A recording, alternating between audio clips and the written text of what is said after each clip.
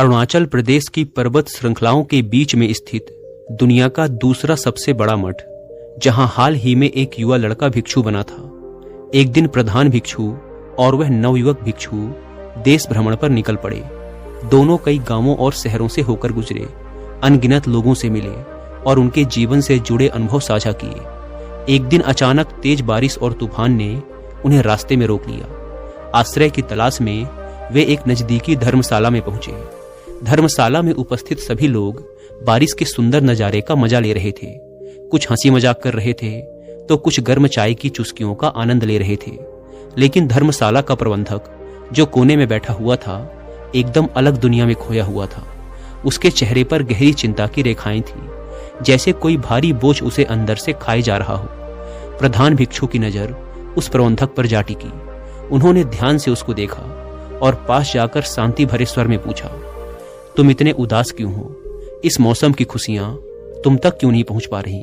पहले तो उस व्यक्ति ने भिक्षु की बातों को टालने का प्रयास किया, लेकिन थोड़ी बहुत इधर उधर की बातों के बाद उस व्यक्ति ने अपनी असल समस्या बतानी शुरू की। व्यक्ति ने कहा, मैं जो भी करता हूं उसमें कुछ ना कुछ गड़बड़ हो ही जाती है। इतनी तो मेहनत कर रहा हूं, फिर भी कहीं अच्छा काम नहीं मिल पा रहा है और ना ही ढंग से घर की जरूरतें पूरी कर पा रहा हूं। मेरी बीबी मेरे दोनों बच्चों के साथ अपना मन मारकर रहती है कि एक दिन तो सब अच्छा हो जाएगा। ना मैं अच्छा पिता बन पाया और ना ही अच्छा पति। व्यक्ति की ये बात सुनकर शिष्य से रहा नहीं गया और उसने व्यक्ति से पूछ लिया कि तुम कहीं किसी और अच्छी आमदनी वाले काम की तलाश कर रहे हो या नहीं? इस पर व्यक्ति ने कहा, इसका कोई फायदा नहीं होगा। मुझे ज्यादा आमदनी वाला काम नहीं मिल पाएगा, क्योंकि आजकल ये इतना आसान नहीं है और इतनी महंगाई में छोटी से छोटी जरूरतों के लिए भी एक मोटी रकम चुकानी होती है। ऐसे कैसे जिंदगी कटेगी? व्यक्ति के मुंह से ये सारी बातें सुनने के बाद प्रधान भिक्षु ने एकदम शांत स्वर में कहा, तुम्हारे मन में बहुत बोझ है ना? जैसा सोचा था वैसा नहीं है, इसीलिए। व्यक्ति ने कहा, हाँ, आप सही कह रहे हैं। मैं हर दिन इसी चिंता में उलझा रहता हूँ। मेरे दिमाग में हर वक्त यही चलता रहता है कि मैं भी कहीं भाग जाऊं इन सब से दूर। आप भिक्षुओं की जिंदगी हम सबसे तो अच्छी ही है कि कोई भी चिंता और तनाव नहीं है आपके पास। व्यक्ति की बात शिष्य को भी सही लगी।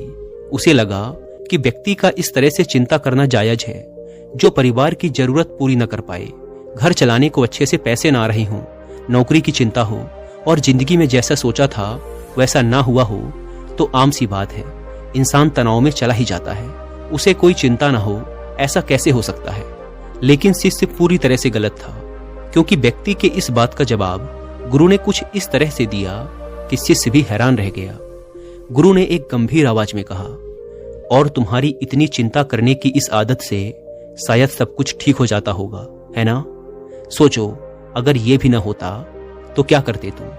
व्यक्ति ने कहा, मैं समझा नहीं कि आप क्या कहना चाहते हैं।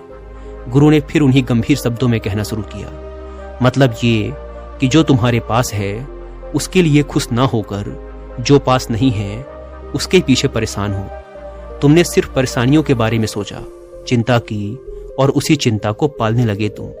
क्या तुमने इसके बारे में कभी सोचा है कि तुम्हारी इसी चिंता की वजह से तुम अभी जो तुम्हारे पास है उसका अपमान किए जा रहे हो, जबकि तुम्हारे घर का पेट तो उसी नौकरी से चल रहा है ना, जिसे तुम भला बुरा समझ रहे हो।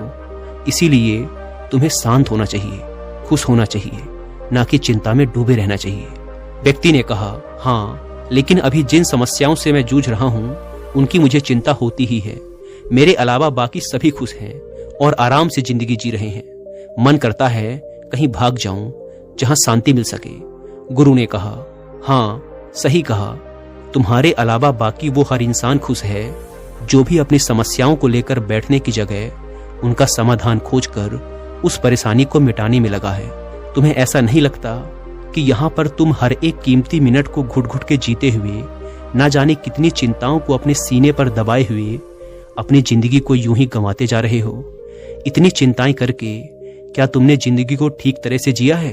व्यक्ति ने कहा, लेकिन आप ही बताइए गुरुजी, कोई इंसान ऐसा कैसे हो सकता है कि उसकी जिंदगी में कोई चिंता, कोई तनाव, कोई मायूसी नहीं होगी?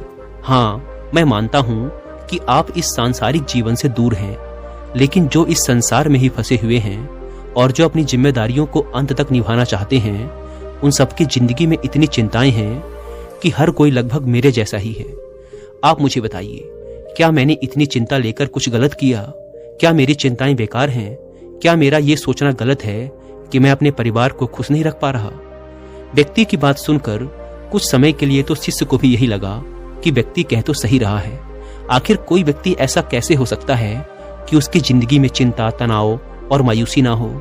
लेकिन शिष्य अब सुनना चाह रहा था कि इस बात का समाधान गुरु अब किस तरह से निकालेंगे। उसे इंतजार था कि गुरु अब इस व्यक्ति को क्या जवाब देंगे। गुरु उस व्यक्ति से शांति से कहना शुरू करते हैं कि हाँ, ये बात सच है कि दुनिया में इस चीज से कोई नहीं बचा। मैं मानता हूं कि सांसारिक जीवन के अंदर तनाव होता है, चिंताएं होती हैं, लेकिन ऐसा तो नहीं है कि सन्यासी बन जाने से या साधु बन जाने से जीवन की सारी समस्याएं खत्म हो जाती हैं। हमें भी कई तरह की चिंताएं होती हैं, लेकिन हम तुम्हारी तरह इन चिंताओं को पालकर नहीं रखते। व्यक्ति ने हड़बड़ाती हुई आवाज में कहा, मतलब? मैं समझा नहीं गुरुजी। गुरु ने फिर वही गंभीर आवाज में कहना शुरू किया, देखो, सिर्फ तुम ही नहीं हो दुनिया में जिसके पास कोई चिंता या तनाव है। एक छोटा बच्चा भी तनाव में जी रहा होता है। भले ही उसे दुनिया की चिंता नहीं होती है, लेकिन उसे इस बात की चिंता होती है कि वो किसी दूसरे बच्चे से पीछे न रह जाए। या फिर भले उसकी चिंता सिर्फ इतनी है कि आज विद्यालय में शिक्षक के सामने उत्तर सुनाने में गलती होने पर कहीं उसे डांट न पड़ जाए, या फिर कहीं गलती से उसके हिस्से की मिठाई के टुकड़े को उसकी बहन या भाई न खा ले। चिंता या तनाव की कोई बड़ी छोटी वजह नहीं होती, या फिर कोई पैमाना नहीं होता कि इतनी छोटी चिंता को चिंता नहीं कहेंगे। ये तो लगभग हर एक के दिमाग के अंदर होती ही है। ये बात सच है कि छोटे बच्चे से लेकर एक बूढ़े और मरने वाले इंसान तक इस समस्या से बच नहीं पाए।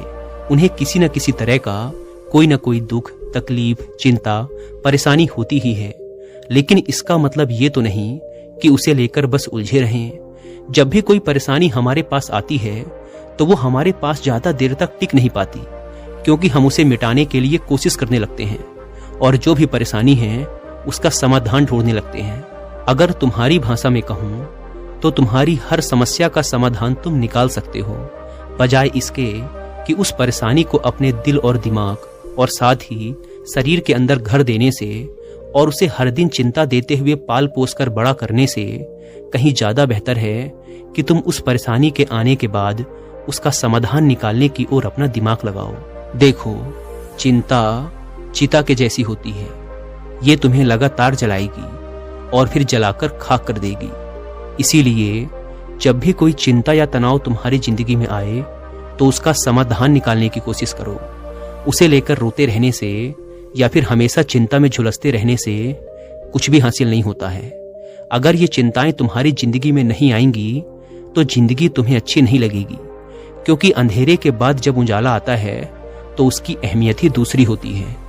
इसीलिए जिंदगी में ये चिंताएं आना भी जरूरी हैं। ये हमेशा ही कुछ सिखाकर और तुम्हें मजबूत बनाकर जाती हैं। इसीलिए अब से चिंता में जीना बंद कर दो और अपने इस बचे हुए समय को खुशी खुशी बिताओ। इतनी उलझी हुई समस्या जो इस समय हर इंसान के आसपास घूम रही है, उसका इतनी आसानी से हल निकलता हुआ देखकर शिष्य और वह व्यक्ति दोनों पूरी तरह से हैरान थे। व्यक्ति को बौद्ध भिक्षु की बातें सुनकर ऐसा महसूस हुआ कि शायद हम सभी ने अपनी जिंदगी को कुछ ज्यादा ही मुश्किल बनाया हुआ है।